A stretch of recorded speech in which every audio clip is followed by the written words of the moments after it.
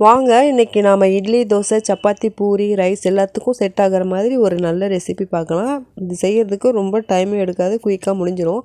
இதுக்கு ஒரு பாத்திரத்தில் எண்ணெய் ஊற்றிக்கோங்க. ஒரு 2 ஸ்பூன் எண்ணெய் ஊற்றிக்கோங்க. வெந்தயம் போட்டுக்கோங்க. ஒரு மீடியம் சைஸ் ஆனியனை பொடியாக கட் பண்ணி சேர்த்துக்கோங்க. கூடவே ஒரு 6-7 பல் பூண்டு சேர்த்துக்கோங்க. பூண்டை நல்லா இடித்து சேர்த்துக்கோங்க. அப்போ தான் நல்லாயிருக்கும். தோல் உரிக்க வேண்டாம், தோலோடு போட்டுக்கோங்க. கூடவே ஒரு கொத்த அளவு கருவேப்பிலையும் சேர்த்துக்கோங்க. வெங்காயம் நல்லா செவந்து வந்ததும் ஒரு 3 பழுத்த தக்காளி, இதுவும் மீடியம் சைஸில் எடுத்துக்கோங்க. அதையும் பொடியாக கட் பண்ணி சேர்த்துக்கோங்க. இதுவும் நல்லா வதங்கட்டும். தக்காளி நல்லா வதங்கினதும் மீடியம் சைஸ் கத்திரிக்காய் ஒரு 4-5 எடுத்துக்கோங்க. அது எந்த கத்திரிக்காவாக இருந்தாலும் பரவாயில்ல. இந்த மாதிரி பொடியாக கட் பண்ணி சேர்த்துக்கோங்க. ஒரு 1/2 ஸ்பூன் மிளகாத்தூள், 1/2 ஸ்பூன் தனியாத்தூள் சேர்த்துக்கோங்க. நான் எல்லாம் கலந்து அரைச்சிருக்கிறதுனால நான் 1 ஸ்பூன் போட்டிருக்கேன். 1/4 ஸ்பூன் மஞ்சள் பொடி போட்டுக்கோங்க. போட்டு நல்லா ஒரு நிமிஷம் போல் அப்படியே கலந்து விடுங்க.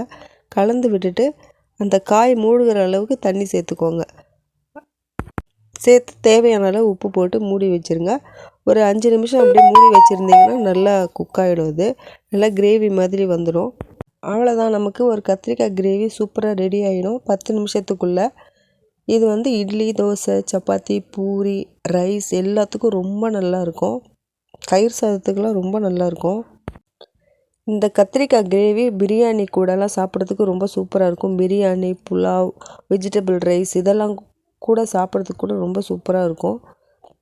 செய்கிறதுக்கு நிறைய இன்க்ரீடியன்ஸும் தேவையில்லை, அதிக டைமும் எடுக்காது. குயிக்காக முடிஞ்சிடும். நம்ம நினைக்கிற நேரத்தில் அதை முடிச்சிடலாம்.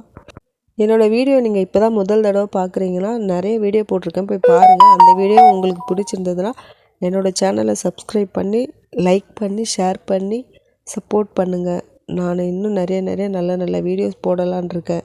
உங்கள் ஃப்ரெண்ட்ஸ்க்கெல்லாம் ஷேர் பண்ணுங்கள். தேங்க்யூ.